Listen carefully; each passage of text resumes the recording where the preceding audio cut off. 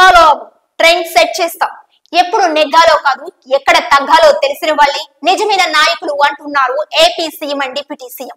ఈ dialogues real life లో పవన్ కళ్యాణ్ అయినా రియల్ లైఫ్ లో మాత్రం ఈ డైలాగ్స్ మాదిరిగా కూటమి ప్రభుత్వంలోని Chandrababu Pawan Kalyan combination super hit గా దూసుకుపోతుంది అంటున్నారు ఏపీ ప్రజలు.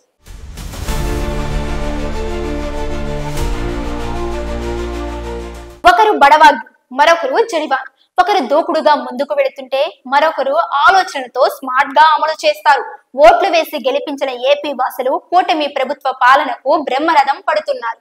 ఒకే ఆలోచన కలిగిన రెండు పార్టీలు, ఇద్దరు నాయకులు కలిస్తే ఎలా ఉంటుంది అంటే ఇలా ఉంటుంది అని దేశం మాట్లాడుకునేలా సరికొత్త అర్థం వచ్చేలా పరిపాలన కొనసాగిస్తున్నారు AP CM Chandrababu and deputy CM Pawan Kalyan.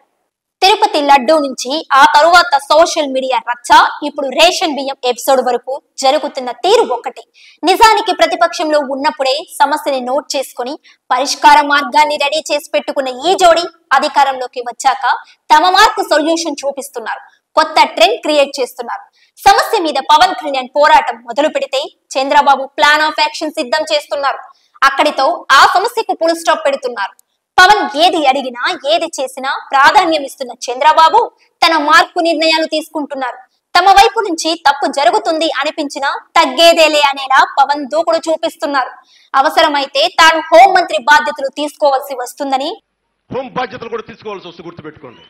ఓ సమయంలో పవన్ అన్నారంటే అర్థం చేసుకోవచ్చు ఆయన దూకుడు రేంజ్ ఏమిటో. పవన్ ఓ మాట అంటే ఓ సూచన చేస్తే చంద్రబాబు తన మార్కు ఫినిషింగ్ టచ్ ఇస్తున్నారు. ఇదే ఈ ఇద్దరిని హిట్ పేర్ గా నిలబెడుతుంది. సర్కార్ గురించి దేశం మాట్లాడుకునేలా చేశారు ఈ ఇద్దరు ఇకపై ఎలాంటి నిర్ణయాలు తీసుకోబోతున్నారు? ఏపీలో అసలు సినిమా ఇప్పుడే స్టార్ట్ అయిందా? ఏం జరుగుతుంది? ప్రభుత్వ అంతర్గత చర్చల్లో లడ్డూపై చంద్రబాబు ఓ మాట అంటే దానిపై పవన్ చేసిన పోరాటాన్ని చరిత్ర గుర్తుంచుకోవటం గ్యారంటీ. 11 రోజుల ప్రాయశ్చిత్త దీక్ష చేపట్టి కాషాయం కట్టి అలిపిరి నుంచి తిరుమల కాలి నడకన వచ్చి లడ్డూ సమస్య రేంజ్ ఏమిటో జనాల్లోకి తీసుకువెళ్లారు పవన్. సనాతన ధర్మ పరిరక్షణ వ్యాఖ్యలతో దేశ వ్యాప్తంగా చర్చకు కారణమయ్యారు. కూటమి ప్రభుత్వం గురించి దేశమంతా మాట్లాడుకునేలా చేశారు. కూటమి అధికారంలోకి వచ్చిన మొదటి 6 నెలల్లో విపక్షం చాలా విమర్శలు చేసింది. ఏం చేశారు, ఏం చేస్తున్నారు అంటూ ఆరోపణలు గుప్పించారు. దాంతో తమ మార్పు ఆన్సర్లు ఇవ్వడం స్టార్ట్ చేశారు పవన్. ఒక్కో సమస్యను ఏరి పారేయడం ప్రారంభించారు. దూకుడు తనదైతే ప్లాన్ చంద్రబాబుదే అన్నట్లుగా పరిస్థితి కనిపించింది. సోషల్ మీడియా సమస్యను నెత్తికెత్తుకున్నారు. కుటుంబ సభ్యులను టార్గెట్ చేస్తూ అసభ్యకరంగా పోస్టులు పెడుతుంటే చర్యలు ఎందుకు తీసుకోవడం లేదని హోంమంత్రి అనితని నిలదీశారు. పరిస్థితి ఇలానే ఉంటే తానే హోంమంత్రి అవుతానని వార్నింగ్ ఇచ్చారు. దీంతో ఒక్కసారిగా షాక్ అయ్యారు అందరూ. ఈ టాపిక్ ఇంకా ట్రెండింగ్ లోనే ఉంది. ఆ ఘోరాలను జనాల్లోకి తీసుకువెళ్లడంలో తమ మార్కును చూపించారు పవన్ చంద్రబాబు అనే చర్చ జరుగుతుంది. ఇక ఇప్పుడు బియ్యం అక్రమ రవాణాపై పవన్ కొరడా జులిపించారు. నిజానికి ఈ వ్యవహారానికి చెక్ పెట్టాలని ప్రతిపక్షంగా ఉన్నప్పుడే ప్లాన్ రెడీ అయ్యింది. అధికారంలోకి వచ్చాక పవన్ తన దూకుడుతో సీజ్ ది షిప్ అనే మాట సోషల్ మీడియాలో రీసౌండ్ ని వినిపించేలా చేసింది. లీడర్ అంటే పవన్ లా ఉండాలి అని సోషల్ మీడియాలో పోస్టులు వైరల్ అవుతున్నాయి. ఇప్పటి వరకు పవన్ దూకుడేంటో చూశారు. ఇకపై కాకినాడ పోర్టు బియ్యం అక్రమ రవాణా వ్యవహారంలో చంద్రబాబు నిర్ణయాలేమిటో చూసే ఛాన్స్ ఉందంటూ చర్చ మొదలైంది. ఏది ఏమైనా పవన్ కళ్యాణ్ ఓ సమస్యను లేవనెత్తడం, ఆ తరువాత చంద్రబాబు దానికి ఫినిషింగ్ టచ్ ఇవ్వడం, నిర్ణయాలలో పాలనలో చంద్రబాబు పవన్ జోడీ ట్రెండ్ సెట్ చేస్తుందని అభిప్రాయం వినిపిస్తుంది. ఇది ఆరంభం మాత్రమేనంటూ అసలు సినిమా ముందుందనే వాళ్ళు మరికొందరు. గెలుపు కావాలంటే గెలుపునే ఎంచుకోవాలి. ఓ రకంగా ఎన్నికల ముందు కూటమి మీద చంద్రబాబు పవన్ కళ్యాణ్ మీద జనం పెట్టుకున్న నమ్మకం ఇది. నమ్మకం నిలబెట్టుకునే పనిలో ఉన్నారు ఈ ఇద్దరు.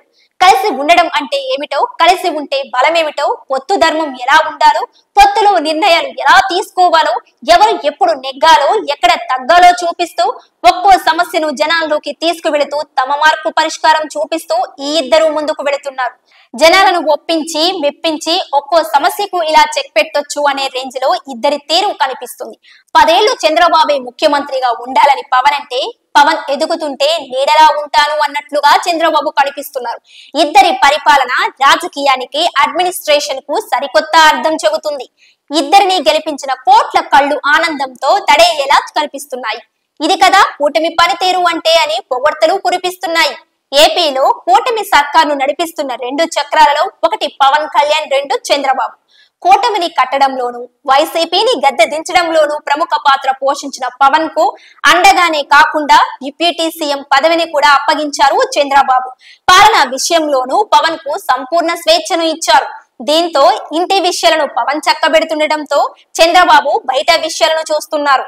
చంద్రబాబు రాష్ట్రంలో సమస్యలకు చెక్ పెడుతుంటే కేంద్ర సాయంతో రాష్ట్రాన్ని గాడిలో పెట్టడంపై చంద్రబాబు దృష్టి సారిస్తున్నారు. రహదారుల విషయం నుంచి ఉపాధి హామీ వరకు పవన్ తనదైన శైలి చూపెడుతున్నారు. తన శాఖలకే పరిమితం కాకుండా అందరికీ ఉపయోగపడేలా పవన్ తీరు కనిపిస్తుంది. పెట్టుబడుల రాక నుంచి పాలసీ నిర్మాణం వరకు చంద్రబాబు చూసుకుంటున్నారు.